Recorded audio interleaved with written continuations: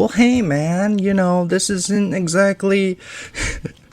All right, the Big Lebowski came out 1998. Was directed by Joel and Ethan Coen, aka the Coen brothers, and it stars the brilliance, the head honcho Jeff Bridges as the dude, aka Jeff Lebowski. Now, is this a story about a man who is wrongfully accused of stealing money from a gentleman? Now, that's just the tipping point. We have a lot of fucking hilarious shit that goes down, and I loved every minute of this movie. I don't want to get into a lot of details, but hands down, this has got to be one of the top films that the Coen brothers have put out. Don't get me wrong, I haven't seen too many of their films over the years, but this is up there along with No Country for Old Men, and that's saying a lot. Now, if you're not familiar with this one, it's an older one. It came out in the late 90s, and alongside Jeff Bridges' character, you have John Goodman, the one and only John Goodman. He does he portrays this guy named Walter, who they're in a bowling league together, and that's their whole spiel. That's their whole life. It's just they're dedicated to bowling. Alongside so you have Jeff Bridges' character, you have John Goodman's character, you also have Steve Buscemi, who's Donnie in the film. And this trio are just, average guys who just want to bowl. And they are thrown into this oven and are in a heap of trouble because apparently they have some money that belongs to another person. And that's not the case at all. They just don't know what the hell to do other than run from the police and run from these goons. It's hysterical. You can't take this seriously. There are two scenes that come to mind that crack me up pretty good. There's one particular scene where the dude is in this mansion, and all of a sudden there is a lady flying across the room, and he's taken by surprise. That to me is fucking funny right there. The lady, by the way, is played by Julianne Moore. She's, I guess, the wife of the owner of the briefcase, which is stolen.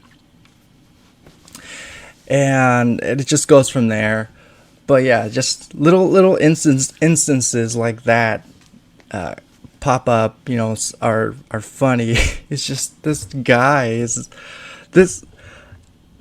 the dude can have. I wish there would have been more films with him in it, but sadly I don't think there is. This is one and done. This is you could look at it as a one-hit wonder, but it's so known to this day because of this man, Jeff Bridges' character. And another scene that comes to mind is he's in his apartment in a bathtub, and these gentlemen break in. One of them has a weasel on a leash and puts this furry thing in the bathtub and scares the shit out of Jeff Bridges. Oh man, it's just I'm dying here. And you enjoy every minute of this, even though it's bonkers to see what these guys have to deal with. And all in all, this movie goes from 0 to 100 and so fast, and you just can't believe what you're watching on film. And that's what I really admired about this one. Growing up, I didn't get a chance to see this all the way through. I did recognize that it was on TV at here and there. I know my dad had seen it. He was watching it at some point. And so later on, when I actually saw this the first time when I went out and purchased it on Blu-ray, and ever since then I've been a fan of it. I could put this film with the likes of, it goes along with Pulp Fiction. I would add it to that stack if I had to, in terms of like the brilliance. Everyone gets a lot of screen time here. There's no, no one gets shut out. No one, has to drag along. No one feels like they're taking up the moments in the film. One particular thing that stood out to me was John Goodman's character, Walter, brings up a lot of